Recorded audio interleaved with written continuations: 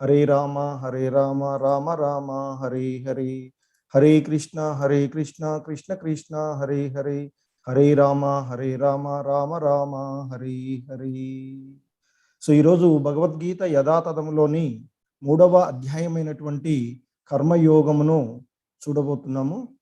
So ఈ 3వ అధ్యాయమైనటువంటి కర్మయోగాన్ని చూసే ముందుగా నిన్నటి అంతకుముందు జరిగినటువంటి 2 అధ్యాయాలు కొంచెం కనెక్షన్ చూసినట్లయితే, మొదటి అధ్యాయము అర్జున విషాద యోగము, దానిని కురుక్షేత్ర యుద్ధ భూమిలో, కురుక్షేత్ర రణరంగంలో సైనిక పరిశీలనము అని కూడా పిలుస్తాం మొదటి అధ్యాయము.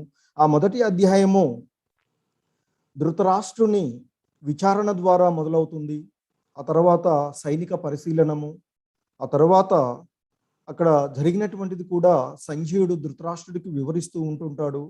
ఆ తర్వాత అర్జునుడిని కోరిక పైన ఆ రథసారథిగా ఉండేటువంటి కృష్ణ భగవానుల వారు ఆ రథాన్ని ఇరు సైన్యాల మధ్యలో ఉంచినప్పుడు ఆ అర్జునుడు ఉభయ సేనల్లో ఉండేటువంటి వారందరినీ కూడా చూసి, యుద్ధానికి వచ్చినటువంటి బంధువులను, గురువులను, మిత్రులను వారందరినీ చూసిన తర్వాత రాజ్యం కోసం వీరందరినీ చంపుకోవడమా అని మనసు వికలమైనటువంటి ఆ అర్జునుడు కృష్ణ భగవానులతో, ఓ కృష్ణ, నాకు రాజ్యం వద్దు, రాజ్య సుఖం వద్దు, నేను యుద్ధం చెయ్యను, నాకు ఏమీ తోచడం లేదు అని ధనుర్బాణాలు పక్కన పెట్టి ఊరుకోవడం జరుగుతుంది. ఆ రథంలో కూర్చుండిపోతాడు అని మొదటి అధ్యాయంలో తెలుసుకున్నాం. ఇక 2వ అధ్యాయం, నిన్న చూసినటువంటి ఆ 2వ అధ్యాయమైనటువంటి సాంఖ్య యోగము, దాన్ని మనం గీతా సారము అని కూడా పిలుస్తాం. ఆ 2వ అధ్యాయంలో కర్తవ్య విమూఢుడైనటువంటి అర్జునుని శ్రీకృష్ణ భగవానుల వారు మందలించడం జరుగుతుంది. అప్పుడు అర్జునుడు మమకారము అనే దోషము కారణంగా నా కర్తవ్య విషయంలో నేను మోహం చెంది శాంతిని కోల్పోయాను, నేను నీకు శిష్యుడను మరియు శరణాగతుడను, నాకు ఏది శ్రేయస్కరమో దానిని బోధించుము అని ఆ అర్జునుడు కృష్ణ భగవానుల వారిని వేడుకోవడం జరిగింది. ఆ తర్వాత కృష్ణుడు ఆత్మతత్వాన్ని బోధించాడు. తానే చంపేవాడిని అనేటువంటి భ్రమ వద్దని తెలియజేస్తాడు. ఇదే ఆ గీతలోని తత్వము విశదీకరించినటువంటి ప్రధాన అధ్యాయం కనుక ఈ 2వ అధ్యాయాన్ని మనము గీతా సారము అని కూడా చెప్పుకోవడం జరిగింది. అదేవిధంగా శరీరానికి ఆత్మకి ఉన్నటువంటి భేదాన్ని తెలియజేశారు. ఆత్మ శాశ్వతమని, దానికి మరణం లేదు అని, దేహదారి దేహంలో బాల్యము నుండి యవ్వనానికి, ఆ తర్వాత యవ్వనం నుండి ముసలితనానికి క్రమంగా ఎలా సాగిపోతూ ఉంటాడో అదే మాదిరిగా మరణ సమయంలో ఆత్మ ఒక దేహము నుండి మరొక దేహంలోనికి ప్రవేశిస్తుంది అని చెప్పడం జరిగింది. అలాగే ఆ ఆత్మకు శీతోష్ణ సుఖదుఖాల వంటి ఆ ద్వంద్వాలు ఏవి లేవు అని, అది ఇంద్రియ విషయ సంపర్కం వలన ఈ ద్వంద్వాలు అనుభవంలోనికి వస్తున్నాయి అని, సుఖదుఖాలు, లాభ నష్టాలు, జయాపజయాలు వంటి ఆ ద్వంద్వ విషయాల పట్ల సమబుద్ధిని కలిగి ఫలాపేక్ష రహితంగా కర్మలు చేయాలి అని కృష్ణ భగవానుల వారు అర్జునుడికి బోధించడం జరిగింది. ఇక అహంకారము, మమకారము వీడి బుద్ధిని ఆత్మయందే లగ్నం చేసేవాడు స్థితప్రజ్ఞుడు అని, శరీరము అశాశ్వతము అని, దానిని తెలుసుకున్నటువంటి దేహదారి అంటే ఆత్మ శాశ్వతము అని తెలుసుకోవడం చెప్పారు.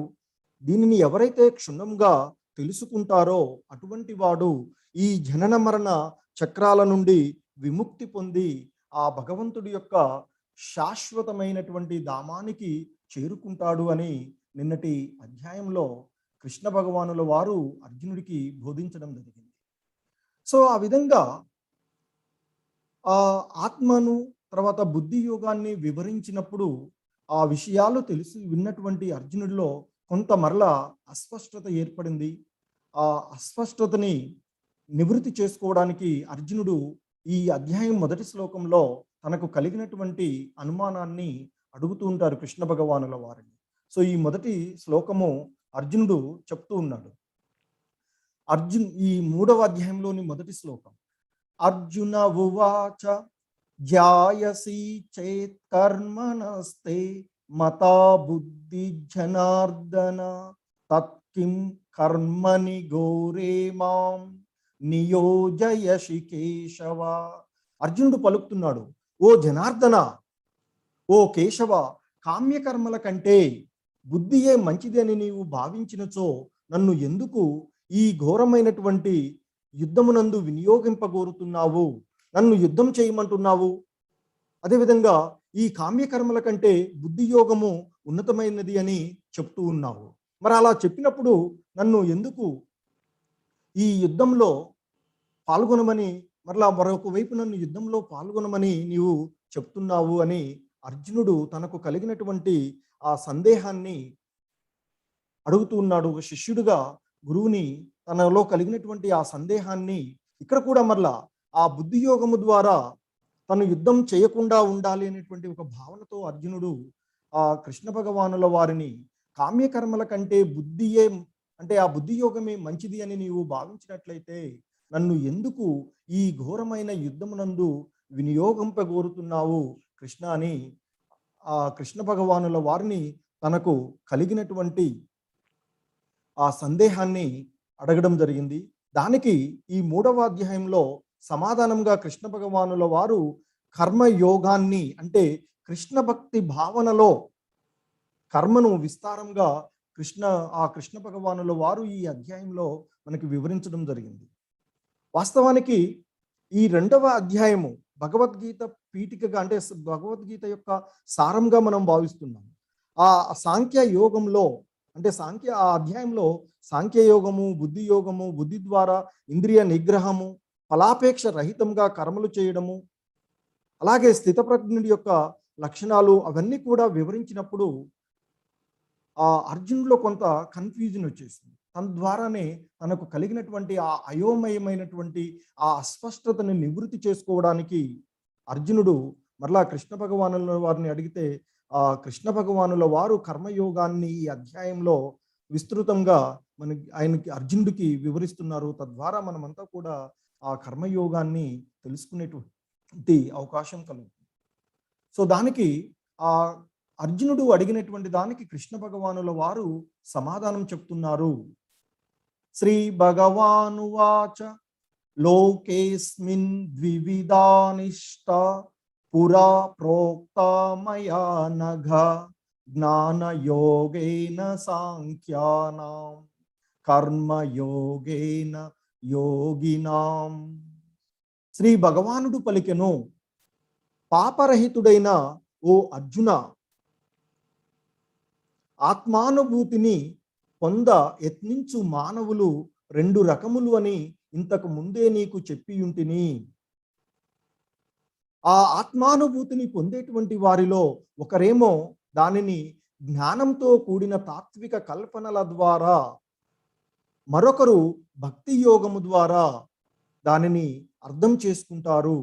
సో అని ఆ 2 రకాలైనటువంటి వారి గురించి ఇక్కడ, అంటే ఆత్మానుభూతిని పొందడానికి ప్రయత్నించేటువంటి మానవులు 2 రకాలుగా ఉంటారు అని చెప్పారు గడిచినటువంటి అధ్యాయంలో.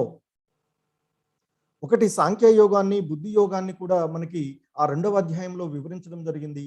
ఆ విధంగా ఉండేటువంటి వారిలో ఒకరేమో దానిని జ్ఞానంతో కూడినటువంటి తాత్విక కల్పనల ద్వారా ఆ ఆత్మతత్వాన్ని, ఆత్మానుభూతిని పొందడానికి ప్రయత్నం చేస్తారు అని, మరొకరేమో ఈ కామ్యకర్మలలో పాల్గొనడం ద్వారా, ఆ భక్తి యోగంలో పాల్గొనడం ద్వారా, భక్తిని ఆచరించడం ద్వారా ఆత్మానుభూతిని పొందడానికి ప్రయత్నం చేస్తారు అని ఆ 2 రకాలైనటువంటి వారి గురించి ఇక్కడ తెలియజేస్తూ ఉన్నారు. ఇంకా చెప్తున్నారు ఆయన, న కర్మ నామ నారంభాత్ నైష్కర్మ్య పురుషోష్ణుతే నస సన్యసానాదేవ సిద్ధిం సమధిగచ్చతి. కేవలము కర్మలు చేయనంత మాత్రాన మనిషి బంధాలకు దూరంగా ఉండలేడు. అదేవిధంగా కేవలము కర్మ సన్యాసము ద్వారా కూడా పూర్ణత్వం లభించదు అని ఇక్కడ, అంటే పనులు చేయడము మానివేసినంత మాత్రాన మనిషి కర్మబంధాలకు దూరంగా ఉండలేడు. అని, అదేవిధంగా ఆ కర్మ సన్యాసం తీసుకోవడం ద్వారానే ఆ మనిషికి పరిపూర్ణత్వము లభించదు అని కూడా కృష్ణ భగవానుల వారు అర్జునుడికి తెలియజేస్తూ ఉన్నారు.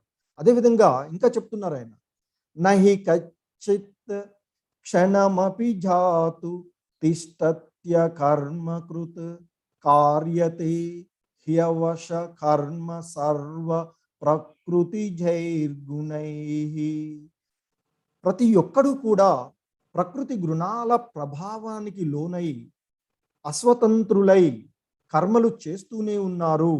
కర్మలు చేయకుండా ఎవడు ఒక్క క్షణము కూడా ఉండలేడు అని ఆ కృష్ణ భగవానుల వారు తెలియజేస్తున్నారు. ప్రతి ఒక్కళ్ళు కూడా ఈ ప్రకృతి త్రిగుణాల ప్రభావానికి లోనై, ఆ ప్రకృతిలో ఉండేటువంటి త్రిగుణాలైనటువంటి సత్వ రజో తమో గుణాల ప్రభావాలకు లోనైనటువంటి వారు అస్వతంత్రులై తనకు ఇష్టం లేకుండా కానీ కర్మలు చేస్తూనే ఉంటుంటారు. అంటే ఆ త్రిగుణాల ప్రభావం ద్వారా ఈ ప్రకృతిలోకి రావడం ద్వారా వాటికి బంధితమై వాటి యొక్క ప్రభావాల ద్వారా కర్మలు చేస్తూనే ఉంటారు అని చెప్తున్నారు. అలా కర్మలు చేయకుండా ఉండడం అనేటువంటిది, ఒక్క క్షణం కూడా కర్మలు చేయకుండా ఉండడము ఏ ఒక్కడికి కూడా సాధ్యం కాదు అని ఆ కృష్ణ భగవానుల వారు ఈ కర్మలు పనుల యొక్క తత్వాన్ని, ఆ కర్మయోగాన్ని ఈ విధంగా మనకి తెలియజేస్తూ ఉన్నారు. సో అలాగే అర్జునుడు అడిగినటువంటి ఆ ప్రశ్నలకు సమాధానంగా ఆల్రెడీ కృష్ణ భగవానుల వారు చెప్పడం జరిగింది. ఆత్మ సాక్షాత్కారానికి జ్ఞానంతో కూడినటువంటి వైరాగ్యం ద్వారా ఒకటి, అంటే పనులను త్యజించడం ద్వారా ఆ ఆత్మ సాక్షాత్కారం చేయడము అనేటువంటి దాన్ని ఒకటి చెప్పారు. అలాగే కర్మలు జ్ఞానంతో కూడినటువంటి కర్మలను చేయడం ద్వారా ఈ ఆత్మ సాక్షాత్కారాన్ని పొందేటువంటి, ఎవరికి విధించబడినటువంటి వారి కర్మలను వారు చేయడం ద్వారా, వారి యొక్క విద్యుక్త ధర్మాలను నిర్వర్తించడం ద్వారా కూడా ఆత్మ సాక్షాత్కారాన్ని పొందవచ్చు అని కృష్ణ భగవానుల వారు తెలియజేస్తున్నారు. అలాగే ఆ వైరాగ్యం గురించి కూడా ఇక్కడ ఆయన వివరిస్తున్నారు. కర్మేంద్రియాని సంయమ్య య ఆస్తే మనసా స్మరన్ ఇంద్రియార్థాన్ విమూఢాత్మ మిథ్యాచార సఉచ్యతే. పైకి కర్మేంద్రియాలను అదుపులో ఉంచిన మనసులో మాత్రం ఇంద్రియ విషయములపైనే ఆలోచన చేస్తూ ఉండేవాడు తమని తామే మోసం చేసుకునేవాడు. అలాంటి అవివేకిని కపటాచారి అని అంటారు. సో ఇక్కడ కృష్ణ భగవానుల వారు ఈ ఆ వైరాగ్యాన్ని ప్రదర్శించేటువంటి వారి గురించి చెప్తూ ఉన్నారు. సాధారణంగా కొంతమంది ఈ కపట ఆచార్యులు ఎవరైతే ఉన్నారో, ఈ మిథ్యా ఆచార్యులుగా చెప్పబడేటువంటి వారు ఈ బయటకేమో కర్మేంద్రియాలు అన్నింటినీ కూడా నిగ్రహించుకున్నటువంటి వారిలాగా కనిపిస్తూ ఉంటుంటారు. అంటే సన్యాసం స్వీకరించిన వారిలాగా కనిపిస్తూ మనసును మాత్రం ఇంద్రియ విషయాలపైనే ఆలోచన కలిగి ఉంటుంటుంది. అంటే పైకేమో అన్నీ వదిలివేసిన వారిలాగా కనిపిస్తూ మనసులో తనకు ఆ ఇంద్రియ విషయాలపై ఉండేటువంటి మమకారాన్ని వారు వదిలివేసుకోలేకుండా ఉంటుంటారు. అలా బయటికి అన్నీ వదిలివేసినలాగా కనిపిస్తూ మనసులో మాత్రం ఆ ఇంద్రియ విషయాలపైన మమకారాన్ని పెంచుకొని ఎవరైతే ఉంటారో అటువంటి వాడిని కపట ఆచారి అని చెప్తున్నారు. వారు తమను తామే మోసం చేసుకునేటువంటి వారు అని చెప్తున్నారు. సో బయటికి చూడడానికేమో అన్నీ వదిలివేసిన వారిలాగా కనిపిస్తున్నారు. బట్ ఏ ఒక్క ఇంద్రియ విషయం పైన కూడా ఆ కోరికలను వారు వదిలివేయడం లేదు. సో అలాంటి వారిని ఇక్కడ మిథ్యా ఆచారులు, కపట ఆచార్యులు అని చెప్తున్నారు.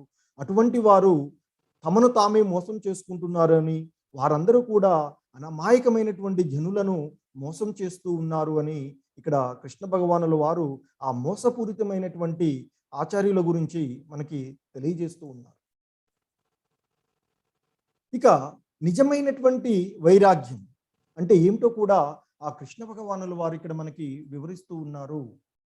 యస్త్వింద్రియాని మనసా నియమ్యారభతే అర్జున కర్మేంద్రియై కర్మయోగం అసక్త స విశిష్యతే.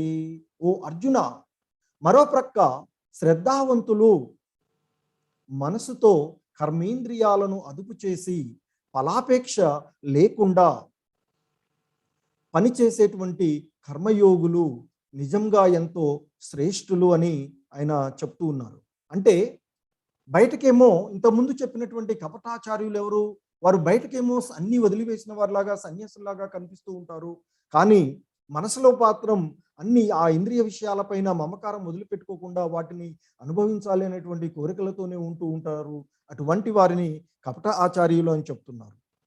ఎందుకంటే విచ్చలవిడిగా వారు ఆ ఇంద్రియ భోగం కొరకు కపట యోగులు ఉంటారు అని చెప్తున్నారు. కానీ ఇక్కడ సాధారణంగా గృహస్థ ధర్మంలో ఉంటూ కూడా తన యొక్క విద్యుక్త ధర్మాలని నిర్వర్తిస్తూనే మనసుతో కర్మేంద్రియాలన్నింటినీ కూడా ఎవరైతే అదుపు చేసుకుంటారో, ఎవరైతే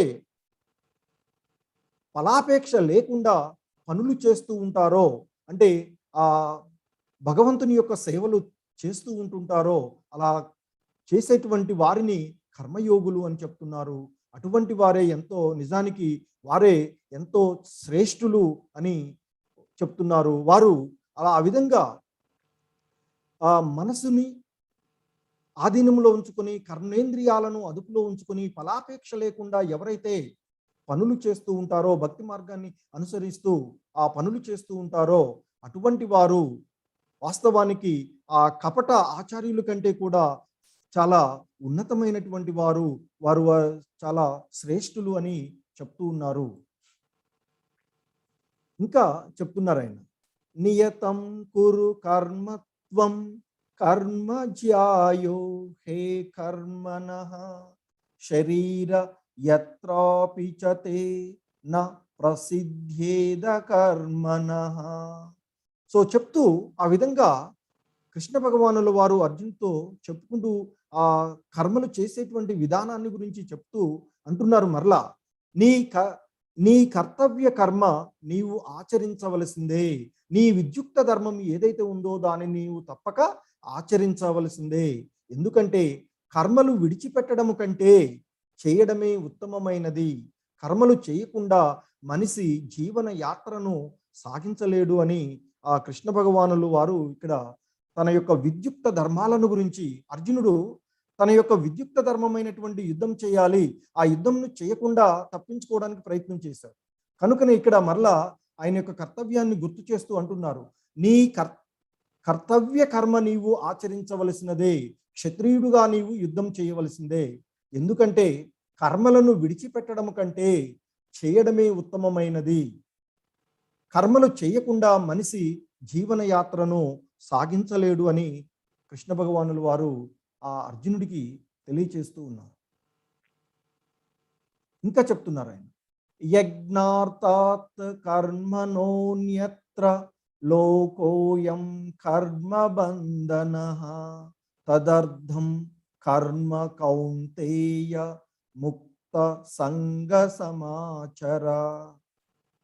సో ఇక్కడ ఆయన ఇక ఆ చేసేటువంటి కర్మలను గురించి కృష్ణ భగవానుల వారు వివరిస్తూ ఉన్నారు. విష్ణువు కొరకు యజ్ఞ రూపంలో చేసేటువంటి కర్మను చేయాలి, లేనిచో ఆ పనులు ఈ జగత్తులో కర్మ బంధములలో కట్టివేస్తాయి.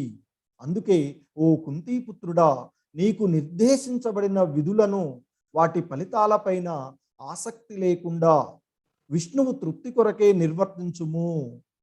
సో నువ్వు ఏదైతే పనులు చేస్తూ ఉన్నావో ఆ పనుల యొక్క ఫలితాలను నీవు ఆశించకుండా అదంతా కూడా భగవంతుని కొరకే, ఆ విష్ణువు యొక్క తృప్తి కొరకే నీ యొక్క విద్యుక్త ధర్మంగా నీవు దానిని నిర్వర్తించాలి అని చెప్తున్నారు. సో మనం చేసేటువంటి ప్రతి కర్మ కూడా, ప్రతి యజ్ఞము అన్ని కూడా ఆ విష్ణువుకి సమర్పించడమే అని చెప్తూ ఉంటారు. యజ్ఞో వై విష్ణు అని చెప్తూ ఉంటారు. యజ్ఞాలన్నీ కూడా ఆ విష్ణు భగవానును యొక్క ప్రీతి కొరకే చేయబడినవి అని చెప్తున్నారు. మరి ఇక్కడ సామాన్యంగా మనము దేహ పోషణకై మనిషి కర్మలు చేయవలసి ఉంటుంది. కనుక ఆ ఉద్దేశం నెరవేరే విధంగా ప్రత్యేక వర్ణమైనటువంటి వర్ణానికి గుణానికి విద్యుక్త ధర్మాలు తయారు చేయబడ్డాయి. అంటే మన ఈ వర్ణాశ్రమ ధర్మాల్లో, అంటే క్షత్రియునికి సంబంధించినటువంటి ధర్మాన్ని చేయాలి, అలాగే వైశ్యులకు సంబంధించినటువంటివి, బ్రాహ్మణులు బ్రాహ్మణ ధర్మం, శూద్రులు ఆ విధంగా అంటే వారి యొక్క ధర్మాలను అనుసరించి, వారి యొక్క గుణ స్వభావాలను అనుసరించి వారి యొక్క జీవన పోషణ కోసం వారి యొక్క కర్తవ్యాలను నిర్వర్తించాలి. కనుక కర్తవ్యాలను నిర్వర్తించకుండా ఎవరు కూడా జీవన విధానమును సాగించలేరు అని చెప్తూ, అలాగే చేసేటువంటి ఆ పనులన్నింటినీ కూడా విష్ణువు కొరకు చేయాలి అని చెప్తున్నారు. అలా చేయడం ద్వారా ఆ చేసేటువంటి పనులు, ఏ పని చేసినా దానికి మంచి చెడు అనేటువంటి 2 కర్మ బంధనాలు ఉంటాయి అని చెప్తుంటాం. మనం చేసేటువంటి పనులకు మంచి పని చేస్తే మంచి ఫలితాలు వస్తుంటాయి, పుణ్యం వస్తుంది అని చెప్తాము. ఆ పుణ్యం కూడా బంధనాన్ని కలగజేస్తూ ఉంటుంది. అలాగే చెడు పని చేసినట్లయితే పాపాలు వస్తూ ఉంటాయని చెప్తాము, అది కూడా కర్మబంధనమే అవుతుంది. సో కనుక మనం చేసేటువంటి పనులు ఈ జగత్తులో బంధనాలలో కట్టిపడేస్తాయి.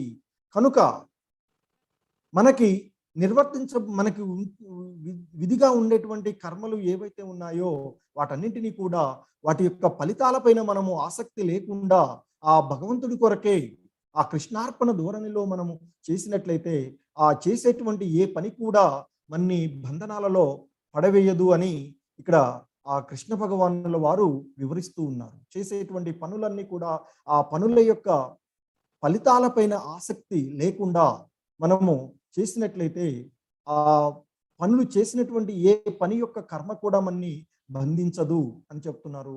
అలా కాకుండా చేసినట్లయితే ఆ పనులన్నీ కూడా మన్ని ఈ కర్మ బంధనాలలో చిక్కుకునే విధంగా చేసి ఈ జనన మరణ చక్రాలలో చిక్కుకునే విధంగా మన్ని చేస్తుంది అని చెప్తున్నారు. ఇంకా చెప్తున్నారు ఆయన, యజ్ఞ విశిష్టాసిన సంతో ముచ్యంతే సర్వకిల్బిషైః గుంజతే తే త్వఘం పాప ఏ పంచాత్యాత్మకరణాత్. మొదట యజ్ఞంలో నివేదించిన ఆహారమునే భుజించే భగవంతుని భక్తులు అన్ని రకాల పాపముల నుండి విముక్తి పొందుతారు. వ్యక్తిగత అవసరాల కోసం ఆహారాన్ని తయారు చేసే ఇతరులు నిజానికి పాపాన్ని మాత్రమే తింటారు అని చెప్తున్నారు. అంటే ఇక్కడ మనం చేసేటువంటి దేన్ని కూడా మనం మొదటగా తయారు చేసినటువంటి వాటన్నింటినీ కూడా ఆ యజ్ఞంలో నివేదించిన, మనం చేసేటువంటి కర్మలన్నింటినీ కూడా ఆ యజ్ఞంలో ఆహారంని సమర్పించినటువంటి ప్రసాదంగా భగవంతుడికి సమర్పించినటువంటి ఆహారాన్ని భుజించేటువంటి భక్తులు ఎవరైతే ఉంటారో వారు అన్ని రకాలైనటువంటి పాపముల నుండి విముక్తి పొందుతారు అని చెప్తున్నారు. అంటే మనం తయారు చేసుకునేటువంటి వాటిని మొదటగా ఆ భగవంతుడికి నైవేద్యంగా సమర్పించి ఆ సమర్పించినటువంటి దాన్ని మనం ప్రసాదం అంటాము. ఆ విధంగా ప్రసాదాన్ని ఎవరైతే భుజిస్తూ ఉంటుంటారో వారు ఆ ఆ బంధనాలలో దేనిలో కూడా చిక్కుకోకుండా అన్ని రకాలైనటువంటి పాపాల నుండి విముక్తి పొందుతారు. అలా కాకుండా మన కోసమే అనే భావనలో మనం ఆహారాన్ని తయారు చేసుకుని అది ఆ విష్ణువుకు సమర్పించకుండా తీసుకున్నట్లయితే మనం పాపాన్ని తింటున్నట్లుగా చెప్తూ ఉన్నారు. కాబట్టి మనం దేనిని తయారు చేసినా దాన్ని మొదటగా ఆ భగవంతునికి సమర్పించి దాన్ని ప్రసాదంగా మనం తీసుకోవాలి అని చెప్తున్నారు. సో సాధారణంగా ఆ భగవంతుడు మనకి ఇక్కడ యజ్ఞ చక్రము అని ఇచ్చేస్తారు.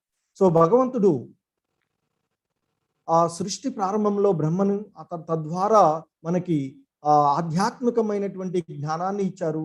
వేదాలు ఆ శాస్త్రాలలో చెప్పబడినటువంటి విధంగా మన యొక్క కర్తవ్యాన్ని మనము సక్రమంగా నిర్వర్తించినట్లయితే అదే యజ్ఞం అవుతుంది. యజ్ఞము అంటే అక్కడ ఏదో కూర్చొని ఆ యజ్ఞయాగాదులు చేయడం అని కాదు. సో మన కర్తవ్యాన్ని మనము సక్రమంగా నిర్వర్తించినట్లయితే అది యజ్ఞం అవుతుంది. యజ్ఞం సో ఆ విధంగా యజ్ఞం మన కర్తవ్యాలను మనం సక్రమంగా నిర్వర్తించడం ద్వారా ఆ దేవతలు వివిధ కార్యనిర్వాహక దేవతలుగా ఎవరైతే ఉన్నారో ఆ భగవంతుడు నియమించినటువంటి ఆ కార్యనిర్వాహక దేవతలైనటువంటి ఇంద్రుడు, వరుణుడు, వాయుదేవతలు వారందరూ కూడా సంతసించి గాలి, వెలుతురు, నీరు అవన్నీ కూడా ఇవ్వడం ద్వారా మంచిగా వర్షాలు కురుస్తాయి. వర్షాలు కురవడం ద్వారా అంటే మనం చేసినటువంటి మన యొక్క ఆ శాస్త్ర నియమాల ప్రకారంగా మనం చేసేటువంటి కర్తవ్యాలు, మనం చేసేటువంటి ఆ యజ్ఞ యాగాదుల ద్వారా సంతసించినటువంటి ఆ దేవతలందరూ కూడా ఏం చేస్తారు, మనకి వర్షాలను కురిపించడం జరుగుతుంది. తద్వారా పంటలు బాగా పండి ధాన్యం వస్తుంది. ఆ ధాన్యం ద్వారా మనము ఆహారం తీసుకుంటాం, తద్వారా జీవులు ఉత్పన్నమవుతాయి అని చెప్తారు. సో ఆ విధంగా చేసినట్లయితే ఇది యజ్ఞచక్రం. అంటే ఆ క్రమ పద్ధతిలో ఫాలో అవుతూ మనము ఆ భగవంతుడికి దాన్ని సమర్పించి మనం తీసుకోవడం ద్వారా ఈ అన్ని రకాలైనటువంటి కర్మ బంధనాల నుండి మనము విడివడి పోతాము అని చెప్తూ ఉన్నారు. ఇంకా చెప్తున్నారు ఆయన, అన్నాద్భవంతి భూతాని పర్జన్యాదన్న సంభవః యజ్ఞాద్భవతి పర్జన్యో యజ్ఞ కర్మ సముద్భవః. సో ప్రాణులన్నీ ధాన్యంపై ఆధారపడి జీవిస్తాయి. మరి ఆ ధాన్యమేమో వర్షం వల్ల ఉత్పన్నమవుతుంది. మరి వర్షం ఎలా వస్తుందంటే యజ్ఞాచరణ మూలంగా వర్షము కురవగా యజ్ఞము విద్యుక్త కర్తవ్యముల నుండి సంభవిస్తూ ఉన్నది అని చెప్తున్నారు. సో కాబట్టి ఇక్కడ మనము మన యొక్క కర్తవ్యాలను మనము సక్రమంగా నిర్వర్తించినట్లయితే అదే యజ్ఞం అవుతుంది. ఆ యజ్ఞాచరణ మూలంగా సంతసించినటువంటి దేవతలు వర్షాలను కురిపించడం జరుగుతుంది. వర్షాల వల్ల ధాన్యం ఉత్పన్నమవుతుంది. ఆ ధాన్యంపైనే ఆధారపడి జీవులన్నీ కూడా జీవించడం జరుగుతుంది. ధాన్యం నుండి జీవులన్నీ కూడా ఉద్భవిస్తాయి అని చెప్తుంటారు. అయితే ఇక్కడ మనం గుర్తుంచుకోవలసినటువంటిది, ఒక చెట్టుకి మొదట్లో వేర్లకు నీరు పోస్తే అన్నిటికీ కూడా అందుతూ ఉంటుంది. అలాగే మన దేహానికి మనం అన్నీ కూడా సక్రమంగా పనిచేయాలి అంటే నోటి ద్వారా ఆహారాన్ని తీసుకోవాలి. అంతేగాని చేతికి కొంచెం నాకు చెయ్యి బాగా పనిచేయాలి కదా అని చేతికి ఇవ్వడం కాదు. సో అదేవిధంగా మనము ఆ దేవాది దేవుడైనటువంటి కృష్ణ భగవానుల వారిని ధ్యానించినట్లు, ఆయన్ని పూజిస్తూ ఉన్నట్లయితే మిగతా దేవతలందరినీ కూడా పూజించినట్లుగానే అవుతుంది అని చెప్తూ ఉంటారు. సో కనుకనే అందరూ కూడా సంతసించి ఆ భక్తి మార్గాన్ని, ఆ దేవాది దేవుడైనటువంటి కృష్ణ భగవానుల వారిని మనము భక్తి మార్గాన్ని అనుసరించి ఆయన్ని మనము పూజిస్తూ ఉన్నట్లయితే అందరు దేవతలు కూడా సంతసించి మనకి కావలసినవన్నీ కూడా సమకూరుస్తారు అని చెప్తున్నారు. ఇంకా చెప్తున్నారు, యస్త్వాత్మరతిరేవ స్యాద్ ఆత్మ తృప్తచ్చ మానవః ఆత్మన్యేవ చ సంతుష్టః తస్య కార్యం న విద్యతే. కానీ ఆత్మానుభూతితో కూడి జీవితంతో ఆత్మలోనే ఆనందమును పొందుతూ పరిపూర్ణ జ్ఞానంతో సంతృప్తి సంతోషము పొందేవాడికి చేయవలసిన కర్మలు ఏవి కూడా లేవు అని ఇక్కడ కృష్ణ భగవానుల వారు తెలియచేస్తూ ఉన్నారు. ఎవరైతే ఆ భక్తి మార్గము ద్వారా పూర్తి కృష్ణ భక్తి భావనాయుతుడుగా అయినటువంటి వాడు ఆ కృష్ణ భక్తి భావనలో తన కర్మలచే పూర్తిగా సంతృప్తుడై ఉంటాడు. అటువంటి వ్యక్తికి చేయవలసినటువంటి కర్మ ఏది కూడా ఉండదు అని చెప్తాడు. అతడు కృష్ణ భక్తి భావనలో ఉన్నవాడు. అందువలన హృదయంలో ఉన్నటువంటి సమస్త పాపాలు కూడా తక్షణమే తొలగిపోతుంటాయి. కనుక అతడు ఎటువంటి కర్మలు చేయవలసినవిగా అతనికి ఏవి కూడా ఉండవు అని చెప్తూ ఉన్నారు. ఇంకా చెప్తున్నారు ఆయన, యద్యదాచరతి శ్రేష్టః తత్తదేవేతరో జనః సయత్ ప్రమాణం కురుతే లోకస్తద్ అనువర్తతే. ఇంకా ఇక్కడ చెప్తున్నారు ఆయన, గొప్ప వ్యక్తి ఏ పని చేస్తే సామాన్య జనులు దానిని అనుసరిస్తారు.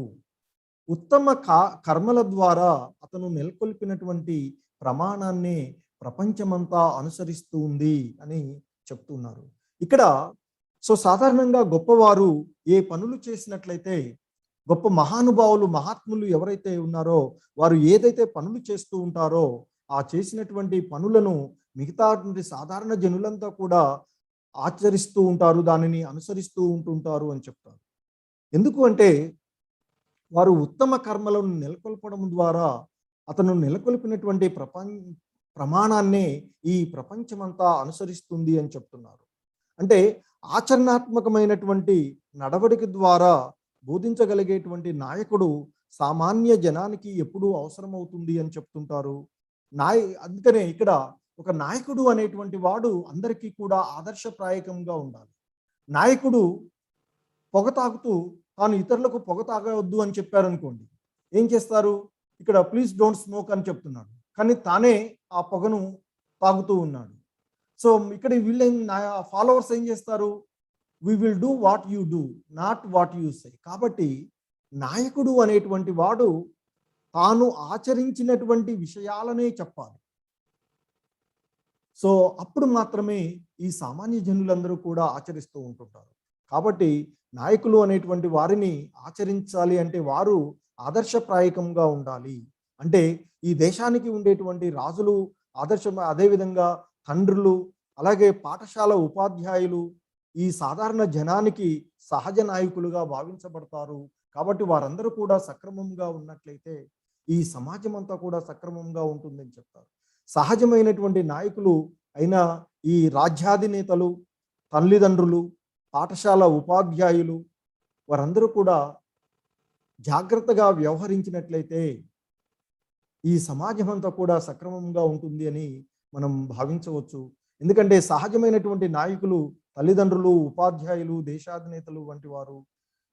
ఇక తల్లిదండ్రులు సక్రమంగా ఉన్నట్లయితే వారిని వారి యొక్క పిల్లలు అనుసరిస్తూ ఉంటుంటారు. అలాగే స్కూల్ ఉపాధ్యాయులు వారు మంచి నడవడికతో ఉండి, వారు క్రమశిక్షణగా ఉండి, వారు ఆచరించేటువంటి దాన్ని బోధిస్తూ ఉన్నట్లయితే పిల్లలు కూడా దాన్ని సక్రమంగా అవగాహన చేసుకొని దాన్ని ఆచరిస్తూ ఉంటుంటారు. సో కనుక ఈ సహజమైనటువంటి సాధారణ జనులకు, సాధారణమైనటువంటి వారికి సహజ నాయకులుగా ఉండేటువంటి వారు, మొదటిగా ఉండేటువంటి వారు ఇంట్లో తల్లిదండ్రులు, ఆ తర్వాత స్కూల్లో ఉపాధ్యాయులు, ఆ తర్వాత దేశాధినేతలు కూడా. కానీ ఇప్పుడున్నటువంటి పరిస్థితుల్లో దేశాధినేతలు ఏ విధంగా ఉన్నారు అనేటువంటి దాన్ని మనం ఇక ఎంత తక్కువగా మాట్లాడుకుంటే అంత మంచిది. అదేవిధంగా ఆధ్యాత్మిక విషయాలలో ఒక మంచి శ్రీల ప్రభుపాద వంటి విశ్వసనీయమైనటువంటి మహానుభావులను, గురువులను మనము ఆదర్శంగా తీసుకొని, లేదా వేదాలలో చెప్పబడినటువంటి అటువంటి గొప్ప వ్యక్తులు ఎవరైతే ఉన్నారో వారిని మనం ప్రామాణికంగా తీసుకొని మనం ఆధ్యాత్మిక విషయాలని ఆచరిస్తూ ఉండాలి అని తెలియజేస్తున్నారు. ఇంకా అంటున్నారు ఇక్కడ, నమే పార్థాస్తి కర్తవ్యం త్రిషు లోకేషు కించన నానవాప్తమవాప్తవ్యం వర్త ఏవ చ కర్మణి. ఓ పార్థ, ముల్లోకాలలోనూ నేను చేయవలసినటువంటి పని ఏమీ లేదు, నాకు లేనిది కానీ కావలసినది కానీ ఏమీ లేదు. అయినప్పటికీ విద్యుక్త కర్మలను నిత్యము నిర్వర్తిస్తూనే ఉన్నాను. సో ఆయన చెప్తున్నారు, ఇంతకుముందు అడిగాడు కదా అర్జునుడు, మరి బుద్ధియోగమే అన్ని పనులు వదిలివేసి ఉండడమే గొప్పది అని భావించినట్లయితే నన్ను ఎందుకు పనులు చేయమని అన్ని ఆయన అడిగాడు కదా. సో దానికి ఇక్కడ కూడా మరలా చెప్తూ తన యొక్క కర్తవ్యాన్ని తెలియజేస్తూ, కర్మలు చేయవలసినటువంటి విధానాన్ని తెలియజేస్తూ ఇంకా ఆయన చెప్తున్నారు, ఓ పార్థ, లోకాలలోనూ నేను చేయవలసినటువంటి పని ఏమీ లేదు, అన్నింటికీ కూడా సర్వంతరము వ్యాపించి ఉన్నటువంటి నేను చేయవలసినటువంటిది ఏది కూడా లేదు. ఎందుకంటే నాకు లేనిది ఏదీ లేదు, నాకు ఏది కావలసినది కూడా ఏదీ లేదు. అయినప్పటికీ నా యొక్క విద్యుక్త ధర్మాలను నేను నిత్యము వర్తిస్తూనే ఉంటున్నాను, నేను నిర్వర్తిస్తూనే ఉన్నాను. ఇక రేపు వచ్చేటువంటి అధ్యాయంలో కూడా ఆయన చెప్తూ ఉంటారు, ఎప్పుడెప్పుడైతే ఈ లోకంలో అధర్మము ప్రబలిపోతూ ఉంటుందో, సాధువులకు ఇబ్బందులు కలుగుతూ ఉంటాయో, భక్తజనులకు ఇబ్బందులు కలుగుతూ ఉంటాయో, అప్పుడప్పుడు నేను ఆ సమయాలలో ప్రతి యుగంలోనూ నేను అవతరిస్తాను అని చెప్తున్నాను. సో అందుకే ఆయన వివిధ యుగాల, సత్యయుగంలోను, త్రేతాయుగంలోను, ద్వాపర యుగంలోను ఆయన ఆ భక్తజనులను కాపాడడానికి, ధర్మాన్ని నెలకొల్పడానికి ఆయన అవతారాలు తీసుకోవడం జరుగుతూ ఉంటుంది. సో ఆయనకి లేనిది ఏదీ లేదు, కావలసింది కూడా ఏదీ లేదు. అయినప్పటికీ ఆయన కూడా ఆయన యొక్క విద్యుక్త ధర్మాలను ఆయన నిర్వర్తిస్తూనే ఉన్నాడు. దేవాది దేవుడుగా ఆ సర్వం ప్రపంచాన్ని అంతటినీ కూడా, సృష్టిని అంతటినీ కూడా పోషించవలసిన వాడిగా ఆయన చేయవలసినటువంటి కర్మాలన్నీ కూడా ఆయన చేస్తూనే ఉన్నాడు. సో అదే చెప్తున్నాడు ఆయన, ఈ ముల్లోకాలలో నేను చేయవలసినటువంటిది ఏదీ ఉండదు, నాకు కావలసింది కానీ నాకు లేనిది కానీ ఏదీ లేదు. అయినప్పటికీ నా యొక్క విద్యుక్త ధర్మాలను నేను నిర్వర్తిస్తున్నాను. సో ఇప్పుడు చూస్తూనే ఉన్నాం మనం, దేవాది దేవుడైనటువంటి కృష్ణుడు ద్వాపర యుగంలో ఆ కృష్ణ భగవానులుగా అవతారం తీసుకున్నప్పుడు, ఒక క్షత్రియుడిగా తీసుకున్నప్పుడు అనేకమైనటువంటి రాక్షసులను క్షత్రియుడుగా తను ఉండేటువంటి ప్రజలకు ఇబ్బందులు కలుగుతున్నటువంటి వారందరినీ కూడా సంహరించడం జరిగింది.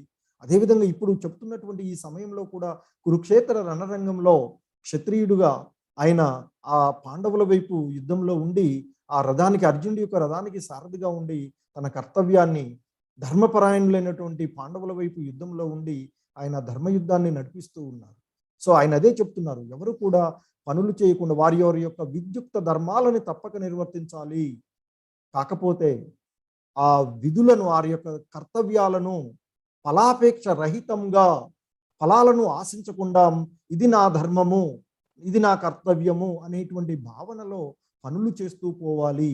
ఆ పనులన్నీ యొక్క పనుల ఫలితాలన్నీ కూడా ఆ భగవంతుడికే అర్పించినట్లయితే మనకి ఏమి కావాలనో దాన్ని ఆయనే నెరవేర్చి పెడుతూ ఉంటారు. నిన్నటి దానిలో కూడా చెప్పారు ఆయన, కర్మలు చేయడం మాత్రమే నీకు అధికారం కలదు, కానీ ఆ కర్మల యొక్క ఫలాలపైన నీకు ఎటువంటి అధికారం లేదు. అలా అని నీవు కర్మలు చేయకుండా ఉండకూడదు అని కూడా తెలియజేశారు నిన్నటి అధ్యాయంలో. సో అదేవిధంగా చెప్తున్నారు కర్మయోగం గురించి, కర్మలు మనం చేయవలసినటువంటి కర్మలను ఏ విధంగా చెయ్యాలి అనేటువంటి దాన్ని ఈ అధ్యాయంలో చాలా వివరణంగా ఆయన మనకి తెలియచేస్తూ ఉన్నారు. ఇంకా చెప్తున్నారు ఆయన, ప్రకృతే క్రియమానాని గుణై కర్మాని సర్వశః అహంకార విమూఢాత్మ కర్త హమితి మన్యతే. నిజానికి అన్ని కార్యములు కూడా ప్రకృతి త్రిగుణముల చేతనే చేయబడును, కానీ జీవాత్మ మిథ్యా అహంకారంతో కర్మలను తానే చేస్తున్నాను అని తలుస్తాడు అని ఈ భౌతిక ప్రపంచంలో మనము చేస్తున్నటువంటి కర్మలకు కారణమైనటువంటి వాస్తవాన్ని ఆయన తెలియజేస్తున్నారు. నిజానికి అన్ని కార్యములు కూడా ఈ ప్రకృతి త్రిగుణాలైనటువంటి, ప్రకృతిలో ఉండేటువంటి ఈ భౌతిక ప్రపంచంలో ఉండేటువంటి త్రిగుణాత్మకమైనటువంటి వాటి వారనే ఇవన్నీ కూడా చేయబడుతున్నాయి. ఎప్పుడైతే జీవాత్మ ఈ భౌతికమైనటువంటి ప్రపంచంలో జన్మ తీసుకుంటుందో, ఈ భౌతికమైనటువంటి ప్రకృతిలోకి రాగానే ఈ త్రిగుణాల చేత బంధితమై ఆ త్రిగుణాలు ఆడిస్తూ ఉన్నట్లుగా ఈ జీవుడు ఆడుతూ ఉన్నాడు. కానీ తనకి ఉండేటువంటి ఆ మిథ్యా అహంకారం ద్వారా, అంటే తాను ఏది చేయకపోతున్నా తానే చేస్తున్నాను అనేటువంటి భావన ఏదైతే ఉందో, ఇదే విధంగా తాను కానిది ఏదైతే తాను అని భావిస్తున్నాడో అదే మిథ్యా అహంకారం. సో ఆ మిథ్యా అహంకారం వలన ఈ కర్మలన్నీ కూడా తానే చేస్తున్నాను అనేటువంటి భావనలో ఉన్నాడు అని చెప్తున్నారు. సో రాంగ్ యాటిట్యూడ్ ద్వారా మనం ఎప్పుడు కూడా మనం ఏది చేస్తే అదే రైట్ అంటుంటాం. సో కానీ ఎదుటివాడికి తెలుస్తూ ఉంటుంది. సో ఏమంటారు వాళ్ళు, తెలుస్తూ అర్థం చేసుకుంటారు, డోంట్ టీచ్ మీ అంటుంటాడు. సో కాబట్టి ఆ మిథ్యా అహంకారాన్ని వదలాలి అని తెలియజేస్తున్నారు. సో ఆ విధంగా ఆ కర్మయోగము గురించి శ్రీకృష్ణ భగవానుల వారు అర్జునుడికి ఇప్పటి వరకు ఆయన బోధించినటువంటి ఆ బోధనలన్నీ కూడా విన్న తర్వాత ఆయన అడిగినటువంటి ప్రశ్నకు సమాధానంగా కర్మయోగం యొక్క, కర్మలు చేయడం యొక్క ప్రాధాన్యతను ఆయన వివరించి ఏ విధంగా కర్మలు చేయాలి అనేటువంటి ఆ కర్మయోగాన్ని బోధించిన తర్వాత మరలా అర్జునుడు తనకు కలిగినటువంటి సందేహాన్ని ఇక్కడ మరలా అడుగుతున్నాడు ఈ శ్లోకంలో. అర్జున ఉవాచ అత కేన ప్రయుక్తోయం పాపం చరతి పూరుషః అనిచ్ఛన్నాపి వార్షేయ బలాధివ నియోజితః. అర్జునుడు అడుగుతున్నాడు, పలుకుతున్నాడు, ఓ వృష్ణివంశీయుడా, ఓ యదువంశీయుడా, ఓ కృష్ణ, ఇష్టం లేకపోయినా మానవుడు దేని బలవంతం వల్ల పాపాలు చేస్తున్నాడు? మరి నువ్వు చెప్తున్నారు, కానీ కొన్ని సమయాలలో మనం చేసేటువంటి కర్మలు, మనం చేసేటువంటి పనులు అవి తప్పు అని తెలిసినా, ఎవరో బలవంతంగా మనతో చేయించుతున్నట్లుగా, మనకు ఇష్టం లేకపోయినా, కొన్ని విషయాలు మనం చేస్తున్నవి తప్పు అని తెలిసినా కూడా మనం అవి చేస్తూనే ఉంటున్నాము. దాన్నే ఇక్కడ కృష్ణ భగవానుల వారిని అడుగుతున్నాడు అర్జునుడు. ఓ వృష్ణివంశీయుడా, ఇష్టం లేకపోయినా మానవుడు దేని బలవంతం వల్ల పాపాలు చేస్తున్నాడు అని ఆయన అడుగుతున్నాడు. దానికి కృష్ణ భగవానుల వారు సమాధానం చెప్తున్నారు. కామయేష క్రోధయేష రజో గుణ సముద్భవః మహాశనో మహాపాప్మ విద్యే నమిహ వైరిణం. సో ఆ కృష్ణ భగవానుల వారు అర్జునుడు అడిగినటువంటి దానికి, అంటే ఆయన అడిగాడు కదా, మరి కొన్ని మనం చేసేటువంటి విషయాల్లో ఈ మానవులకు అవి చేస్తున్నవన్నీ కూడా తప్పులు అని తెలిసినా ఎందుకు ఆ తప్పులు చేస్తున్నాడు, దేని ప్రభావం వలన బలవంతంగా ఆ పనులు చేస్తున్నాడు తప్పు అని తెలిసినా అని అడిగినందుకు దానికి కృష్ణ భగవానుల వారు సమాధానం ఇస్తున్నారు. శ్రీ భగవానులు పలికెను, అర్జున, అది కేవలము కామమే. అది రజోగుణం వల్ల కలిగి తరువాత క్రోధంగా పరిణమిస్తుంది. ఆ తరువాత అదే ఈ ప్రపంచం మొత్తాన్ని కూడా కబలించేసేటువంటి పాపమైనటువంటి శత్రువు అది అని చెప్తున్నారు ఇక్కడ. అంటే అర్జునుడు అడిగాడు కదా, ఏమని, దేని ప్రభావం వలన మానవుడు అది తప్పు అని తెలిసినా బలవంతంగా చేస్తున్నాడు అని అంటే ఆ విషయమే ఇక్కడ చెప్తున్నాడు. ఏంటి అంటే కామము అంటే మోహం, భ్రమ అనేటువంటి ఆ విషయం వలన, ఆ కామం వలనే, ఆ కోరికల వలనే ఇవంతా కూడా జరుగుతుంది. ఆ కామము అనేటువంటి విషయం మనని తప్పుడు పనులు చేయించుతుంది అర్జున అని చెప్తున్నారు. మరి ఎలా ఈ కామం పుడుతుంది అంటే అది రజోగుణం వల్ల కలిగి అది తరువాత క్రోధంగా పరిణమిస్తుంది అని చెప్తున్నారు. అంటే ఈ కామము అనేటువంటిది మొదట మనకి రజోగుణం అంటే సాధారణంగా ఆపేక్ష. రజోగుణము అనేటువంటిది ఏంటంటే ఆపేక్షలో కావాలి, ఇది పొందాలి నేను అనేటువంటి ఒక భావనను మనలో కలగజేసేటువంటిది రజోగుణం. సో కనుక ఆ రజోగుణం వల్ల ఈ దాని వలన మనకేమవుతుంది, కోరికలు కలుగుతూ ఉంటాయి. ఆ కోరికలు నెరవేరకపోవడం ద్వారా తర్వాత ఏమవుతుంది, అది కోరికలు నెరవేరకపోవడం వల్ల మనకు కోపం వస్తుంది, కోపంగా పరిణమిస్తుంది. నిన్నటి అధ్యాయంలో చెప్పారు ఆయన. సో అదేవిధంగా ఆ క్రోధంగా పరిగణించడం వల్ల ఈ క్రోధము కామంగా మారి ఈ ప్రపంచాన్ని కబలించేసేటువంటి పాపమైనటువంటి శత్రువుగా ఉంటుంది. ఈ కామం వల్లనే ఇవన్నీ కూడా మానవులు తను చేయకూడనటువంటి పనులు, ఈ పనులన్నీ కూడా చేస్తూ ఉన్నారు అని చెప్తున్నారు. సో కాబట్టి ఇక్కడ చెప్తున్నారు ఆయన, ఈ గుణాలన్నీ కూడా కోపం వల్లనే కలుగుతున్నాయి, ఇతర ప్రభావాలు కూడా దాని వల్లనే ప్రకటితమవుతున్నాయి. అందుకే ఇక్కడ ఈ రజోగుణము తమో గుణాలను వదిలివేయాలి అని వచ్చేటువంటి అధ్యాయాల్లో ఈ 3 గుణాల యొక్క స్వభావాలను కూడా ఆయన మనకి వివరిస్తారు వచ్చేటువంటి అధ్యాయాలు. ఇంకా ఆయన చెప్తూ ఉన్నారు, ధూమేనా వ్రియతే వైహినిః యథా దర్శో మలేన చ యతోల్భేనా వృతో గర్భః తథా తేనేదమావృతం. సో ఇక్కడ ఈ మానవులలో అంటే జీవులలో ఉండేటువంటి ఆ కామం గురించి ఆయన తెలియజేస్తున్నారు. ఎలా అంటే పొగ చేత అగ్ని, మురికి చేత అద్దము, గర్భం చేత పిండము కప్పివేసినట్లుగా జీవుడు ఈ కామము అంటే కోరికల యొక్క వివిధ దశల చేత ఆవరించబడి ఉంటాడు అని చెప్తున్నారు. సో ప్రతి జీవులు కూడా ఈ కామము అనేటువంటి కోరికలు ఏవైతే ఉన్నాయో ఆ కోరికల ద్వారా బంధించబడి ఉంటాడు అని చెప్తున్నారు. ఎలా అంటే పొగ చేత అగ్ని ఉంటుంది, అగ్ని లోపల ఉంటే మనకి అది కనిపించదు, పొగ కనిపిస్తూ ఉన్నప్పుడు. సో ఎలాగైతే అగ్ని పొగ చేత ఆవరించబడి ఉంటుందో అదే మాదిరిగా, అలాగే అద్దం మనం యొక్క ప్రతిబింబాన్ని చూసుకోవడానికి అద్దం ఉపయోగపడుతుంది. ఎప్పుడైతే అది మురికి పడుతుందో ఆ అద్దం సరిగా పనిచేయదు. అలాగే పిండము ఆ గర్భంతో చుట్టబడి ఉన్నట్లుగా ఉంటుంది.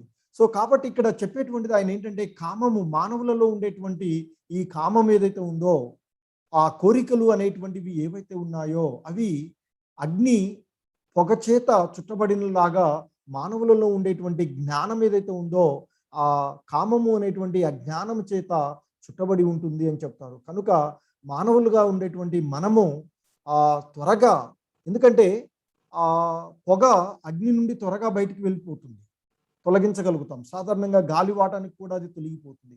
అలాగే మానవ జన్మ పొందినటువంటి మనలో కలిగినటువంటి ఆ అజ్ఞానం అనేటువంటి కామాన్ని త్వరగా తొలగించుకునేటువంటి అవకాశం ఉంది. కనుక మానవ జన్మ పొందినటువంటి మనము ఈ జన్మలో ఉండగానే, అంటే మానవుల జన్మలో ఉండగానే ఆ భగవంతుడి యొక్క తత్వాన్ని, ఆత్మతత్వాన్ని తెలుసుకొని మనలో ఉండేటువంటి ఆ అజ్ఞానాన్ని తొలగించుకోవాలి అని చెప్తారు.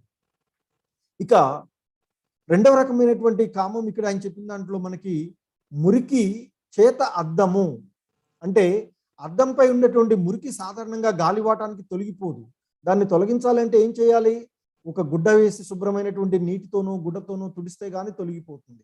కాబట్టి జంతు జన్మ తీసుకున్నట్లయితే ఆ జంతువులలో ఉండేటువంటి కామము కోరికలు ఏవైతే ఉన్నాయో అవి అంత తేలికగా తొలగిపోవు. అంటే వారిలో ఉండేటువంటి ఆ జ్ఞానము ఎక్కువ అజ్ఞానంతో చుట్టబడి ఉంటుంది అని చెప్తారు ఆ జంతువులలో. అంటే అద్దము మురికి చేత ఏ విధంగా అయితే కట్టబడి ఉంటుందో అలాగే జంతు జన్మ తీసుకున్నట్లయితే ఆ జంతు జన్మలో ఉండేటువంటి జీవులలో ఉండేటువంటి జ్ఞానము ఆ కామము అనేటువంటి అజ్ఞానం చేత, అంటే అద్దము ఏ విధంగా అయితే మురికి చేత చుట్టబడి ఉంటుందో అదే మాదిరిగా ఎక్కువగా ఉంటుంది అని చెప్తారు. సో కాబట్టి జంతు జన్మ పొందినట్లయితే వాటి నుండి మనం జ్ఞానాన్ని పొందడం అనేటువంటిది అంత తొందరగా జరగదు అని చెప్తారు. ఇక మూడవ రకమైనటువంటిది పోల్చినటువంటిది ఏంటి అంటే పిండము గర్భం చేత చుట్టబడి ఉన్నటువంటి, అంటే ఇక ఆ పిండానికి ఎటువంటి బయటకు వచ్చేటువంటి అవకాశాలు ఏవి ఉండవు. సో అంటే ఇక ఈ జంతు జన్మ తీసుకున్నట్లయితే ఈ వృక్షాలుగా మనం వృక్షులుగా పుట్టినట్లయితే, అంటే జన్మ తీసుకున్నట్లయితే అవి ఇక వాటిలో ఉండేటువంటి ఆ అజ్ఞానం అనేటువంటిది ఈ గర్భాశయం లాగా ఉంటుంది అని చెప్తారు. కాబట్టి చెట్లు సాధారణంగా అవి జ్ఞానాన్ని పొందలేవు. సో ఏ విధంగా అయితే ఆ పిండము గర్భం చేత చుట్టబడి ఉంటుందో కాబట్టి ఆ వృక్షాలుగాను మొక్కలుగాను పుట్టినట్లయితే మనం జ్ఞానం పొందడం అనేటువంటిది అంత త్వరగా జరిగేటువంటిది కాదు. కాబట్టి మానవ జన్మగా పొందినటువంటి ఈ జన్మలోనే మనం యొక్క గమ్యాన్ని, ఆ ఆత్మతత్వాన్ని తెలుసుకొని మంచి మార్గాన్ని అనుసరించడం ద్వారా మనలో ఉండేటువంటి అజ్ఞానాన్ని, ఏ విధంగా అయితే అగ్ని పొగ చేత కప్పబడి ఉంటుందో అది ఈజీగా తొలగిపోతుందో ఆ విధంగా మనలో ఉండేటువంటి ఆ అజ్ఞానాన్ని తొలగించుకోవాలి. సో ఈ అజ్ఞానాన్ని తొలగించుకోవడానికి కలియుగంలో మనకు ఉన్నటువంటి ఏకైక మార్గము ఆ హరినామ సంకీర్తనము. హరే కృష్ణ కృష్ణ కృష్ణ హరే హరే, హరే రామ రామ రామ హరే హరే అని నిరంతరము జపిస్తూ ఉన్నట్లయితే మనలో ఉండేటువంటి ఆ కోరికలు అనేటువంటి కామము అనేటువంటి అజ్ఞానం ఏదైతే ఉందో అది క్రమక్రమంగా తొలగిపోయి జ్ఞానాన్ని పొందేటువంటి అవకాశం ఉంటుంది. భక్తి మార్గాన్ని మనము అనుసరించవచ్చు అని చెప్తారు. ఇంకా చెప్తున్నారు ఆయన, ఈ కామానికి ఇంద్రియాలు, మనస్సు, బుద్ధి ఆశ్రయాలను చెప్తారు. ఈ ఏదైతే ముందో కోరికలు అనేటువంటివి ఏదైతే ఉన్నాయో ఇవన్నీ కూడా ఆ నిలయం ఎక్కడ నిలయాలంటే ఇంద్రియాలు, మనస్సు, బుద్ధి ఆశ్రయాలను చెప్తారు. అది వీటి ద్వారా జ్ఞానాన్ని ఆవరించి దేహదారులకు మోహాన్ని కలగజేస్తుంది అని చెప్తున్నారు. సో చెప్పారు కదా ఆయన, ఏంటి ఎందుకు మనం ఈ తప్పుడు పనులు చేస్తున్నామంటే మోహము, కామము అని చెప్పారు కదా. మరి ఆ కామము ఎక్కడ ఉంటుంది అంటే ఆయన చెప్పినటువంటి సమాధానం ఏంటి? ఇక్కడ మనకి ఇంద్రియాలలో, ఇక్కడ ఇంద్రియ విషయాలైనటువంటి, అలాగే మనసు, బుద్ధి ఇవి ఆ కామానికి ఆశ్రయాలు అని చెప్తున్నారు. అది ఆ కామము వీటి ద్వారా, అంటే ఇంద్రియాల ద్వారా, అలాగే మనసు, బుద్ధి అనేటువంటి వీటి ద్వారా అది మనల్ని బంధించి వేస్తుంది అని చెప్తారు. సో సాధారణంగా మనము ఆత్మలము అయినటువంటి, నిన్నే తెలుసుకున్నాం కదా, ఈ దేహం కాదు ఆత్మ. ఆ ఆత్మ అనేటువంటిది భగవంతుడి యొక్క అంశ. ఆ అంశ అయినటువంటి ఆత్మ యొక్క ప్రయాణం సక్రమంగా సాగాలి అంటే ఇక్కడ మనకి ఈ 5 గుర్రాలతో కలిపి ఉన్నటువంటి ఇంద్రియాలు అనేటువంటి ఈ 5 గుర్రాలను ఇంద్రియాలతో పోల్చుకున్నట్లయితే మనకి ఉండేటువంటి ఇంద్రియ విషయాలు ఏంటి? ఇంద్రియాలు మనకి కళ్ళు, ముక్కు, చెవులు, చర్మం, అలాగే నాలుక అనేవి ఈ పంచేంద్రియాలు. ఈ ఇంద్రియాలు మనల్ని అనేకమైనటువంటి విషయాలపైన కోరికలను, ఆపేక్షను కలగజేస్తూ ఉంటాయి. కంటికి సుందరంగా ఏదైనా కనపడితే అది పొందాలి అనేటువంటి కోరిక మనలో కలుగుతూ ఉంటుంటుంది. గుమగుమల వాసనలు కలిగాయి అనుకోండి, ఏమవుతుంది, ముక్కు దాన్ని మనకి కావాలి అనేటువంటి కోరికను కలగజేస్తూ ఉంటుంటుంది. అలాగే ఏదైనా ఒక రకమైనటువంటి శబ్దాలు వింటూ ఉన్నాం అనుకోండి, ఆ శబ్దాలను మనం పొందాలి అనేటువంటి, అవి వినాలి అనేటువంటి భావనలు కలుగుతూ ఉంటుంటుంది. అలాగే స్పర్శ, అలాగే రుచులు, ఆ నోటికి రుచి. సో వీటి వలన ఆ భౌతికమైనటువంటి విషయాలు, వీటి యొక్క ఇంద్రియాలు, వాటి యొక్క విషయాల వలన మనము వాటి వెంబడి పడుతూ ఉంటుంటాము.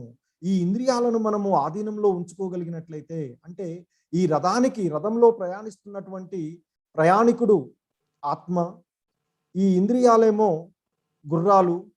వీటిని మనము మనస్సు అనేటువంటి కళ్యాల ద్వారా ఆధీనంలో ఉంచుకున్నట్లయితే మన బుద్ధి సక్రమంగా పనిచేస్తుంది.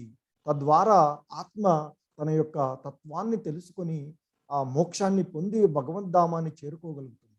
అలా కాకుండా మనము ఈ గుర్రాలు సక్రమంగా పనిచేయడం లేదు అనుకోండి, ఈ ఈ గుర్రము అంటే ఈ కన్ను దానికి కావాల్సిన దాని కోరికల వెంబడి అది పరిగెడుతూ ఉంటుంది. అలాగే ఈ ముక్కు దాని యొక్క కోరికల పైన అది పరిగెడుతూ ఉంది అనుకోండి. చెవి అది దానంతట అది పని చేస్తుంది అనుకోండి. స్పర్శ అలాగే ఇవన్నీ కూడా వాటి వాటి యొక్క ఆ ఇంద్రియ విషయాలపైన అవి వెంట పడుతూ ఉన్నాయి అనుకోండి. అంటే గుర్రాలు తలా ఒకవైపు పోతూ ఉంటుంది. అప్పుడు మనం వాటిని మన ఆధీనంలో మనసు ద్వారా మనం కళ్ళాలు వేసి ఉంచలేకపోయినట్లయితే అది తలా ఒకవైపు ప్రయాణిస్తుంది. అప్పుడు ఈ బుద్ధి సక్రమంగా పనిచేయదు. అంటే ఈ రథసారథిగా, అంటే ఇక్కడ పనిచేసే వీటన్నిటిని కూడా ఆధీనంలో ఉంచుకునేది ఎవరు? రథసారథి.